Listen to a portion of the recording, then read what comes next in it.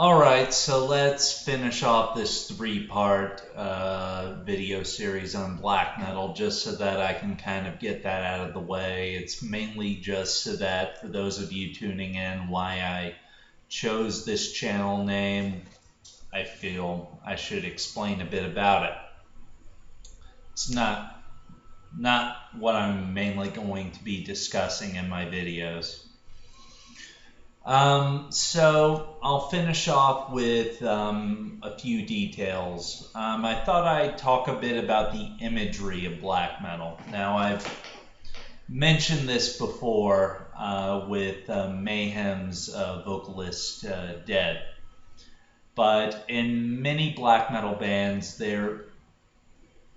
it's kind of a thing to wear this black and white stylized face paint, and it's called corpse paint. For Dead, it was because he wanted to look like a corpse, but as the years have gone by, I believe it kind of serves as a way of making the members kind of anonymous in a way. It kind of removes the human element. I've heard it described as. I've heard one American black metal artist saying it's kind of about trying to elevate themselves beyond the human realm. It's kind of a lofty way of saying things, but for many people, I love corpse paint. I mean, yeah, I understand that it does look kind of silly to outsiders, but you know, when I listen to Dark Funeral, for example, I love it because it's just old. Sean D here. I love it just because it's, aggressive, corpse painted Scandinavian metal, and there's just something about that look and that sound and just that whole package that really just makes you go, hell yeah. So I also figured I'd deal a little bit with some of the various subgenres in black metal. Black metal is, even as a subgenre within metal itself, it has sub-subgenres. So one main one is what I would call the raw black metal, or the necro black metal. This is mainly characterized by kind of primitive riffing, intentionally bad production, and when done well, it is awesome, but most bands really can't pull it off as well as the band that best did this style, and who most of these bands are trying to imitate, is Darkthrone, and they did it best. In that the raw production benefits the music, and usually good production benefits music. It's got to be a special kind of music where that raw sound actually does benefit it, in my opinion. And if it's not benefiting it, just admit, you're kind of being lazy. I mean, intentionally going for a crappy production job is, in my opinion, kind of like taking a giant dump on your art. So, anyway, moving on, symphonic black metal. And this was mainly pioneered, I would say, by the band Emperor, one of my favorite bands of all time, whose logo I have tattooed along my back. A couple of other major ones, and people will argue that's not black metal, but I'm mentioning them anyway, are Norwegian band Dimmu Borgir and UK band Cradle of Filth. The latter two bands have seen a good bit of mainstream success, which is one of the reasons why a lot of people would say it's not black metal, because black metal is not intended to be mainstream. But I'm a fan of early Cradle of Filth. I really like Dimmu Borgir, and I like it just they write good songs. Being catchy and kind of being accessible doesn't necessarily make something bad. Um, it just makes it kind of different. And for those of you who in the black metal crowd who are denouncing me as like a blasphemer for liking Dimmu Borgir, I also like stuff like Vlad Tepes, Moonblood, a lot of the underground stuff. So it's not like I don't appreciate the other stuff. It's just it's different, and depending on the mood I'm in, sometimes I want something different. Um, Checking on the time, trying to keep this short and concise as much as I can. Industrial black metal. The main bands I would attribute this sound to are first and foremost a Norwegian band called Mysticum. And really, they don't. The only kind of industrial thing about them is that they use a drum machine, and they intentionally use a drum machine because they like the precision. They like what they can do with it that a human drummer cannot do. But I mean, really, other than that, it really doesn't have much to do with industrial music like Nine Inch Nails or something like that.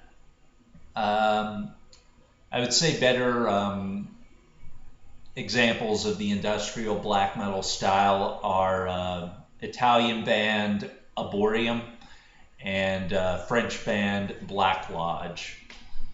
Black Lodge is awesome. If you haven't heard them, if you like Skinny Puppy and you're interested in something kind of fast and different, check out Black Lodge. They are awesome. War metal. This this little subgenre, black metal, even got its own special little name, war metal. This is primarily influenced by bands by Sarcophago from Brazil and Canada's Blasphemy. The sound really does not have very much to do with the Scandinavian sound, but it is black metal in that it is very blasphemous. It has the satanic imagery and all that. It has the blast beats and all that, but listen to something like Emperor and listen to something like Archgoat, which I would call war metal. They're so very different. All right. Another thing I should mention about black metal is for many people, as I've talked about before, it was initially designed as kind of this closed off system only for certain people. It was never designed to be commercial. It was never designed to be for everyone. And for many artists, they wanted to limit the number of people listening to their music because they felt only certain people were worthy of hearing their art. As a result, some releases have intentionally low print runs. Personally, I think this practice is silly, especially in modern times, because you're just creating artificial demand. Some of these rare releases will go on eBay for ridiculous amounts of money, and I don't think that's what the artists were intending. It's either going to go for a ridiculous amount of money on eBay, or people are just, somebody's going to, upload it, to some kind of file sharing service, and people are going to download it. There are many bands that I have on my iPod that there is no way I would ever have been able to find the main releases, especially for these bands that only release demos basically, and in incredibly small quantities. It's kind of amazing that they've made it out into the world as they are. And it's just kind of like if people want to listen to your music, they're going to listen to your music. So my black metal isn't intended to make money or be commercial, but there's nothing wrong with, getting a little something back for something you worked so hard upon. There's nothing wrong with at least, especially just making the costs back of recording and all that. Just making your costs back does not make you greedy by any stretch of the imagination. All right, I'm doing very good on time. I'm kind of proud of myself. So I posted in a Facebook group I've been a part of for a very long time. I'm not going to mention it just because, well, fine, I'll go ahead and mention it. I'm a member of a group called the Voluntary Human Extinction Movement, and I have been since college. It's basically a movement that believes that the world would be far better off were humans not in it. Now, it believes that we should accomplish this by everybody voluntarily just stop having children. After all, contraception is easy.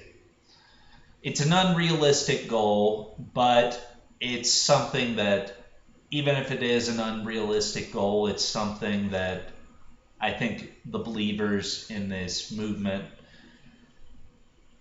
they believe in it. So, shout out to my friends in Vehement. I consider you guys brothers in many ways because not many other people I know share this kind of mindset. But the topic of the band Burzum came up in the comments very briefly, but I felt it did bring up an issue that I should address. And that is the issue of, unfortunately, in some circles of black metal, there is a fascination with right-wing politics and racism. And I believe this kind of started with Burzum. Burzum was a one-man project. The guy who did it, who still does it, actually. It was a one-man project.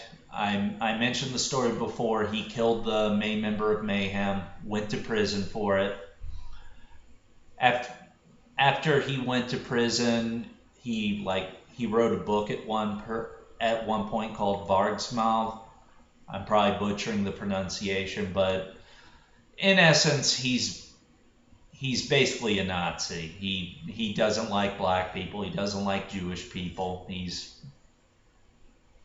He believes the Aryan people are the best, and I think some bands who already kind of shared those points of view latched onto that. And there's a subgenre of black metal called NSBM, which stands for National Socialist Black Metal. So, as a black metal fan, it's something I have to face, and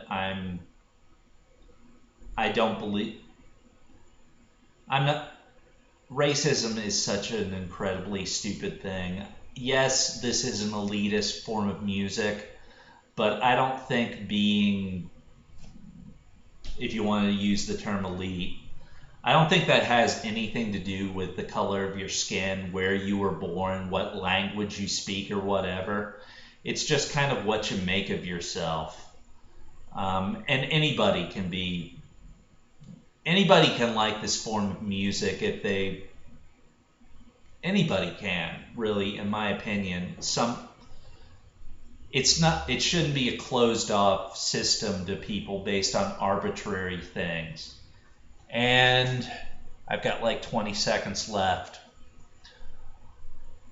But yeah, some bands in my catalog, I listen to them, but I honestly do feel a little bad because I do understand what they stand for. And the best I can do is just download their music and not make sure that they don't get any of my money. Um, I don't buy music from these racist bands, even if their music is really good. So that's it.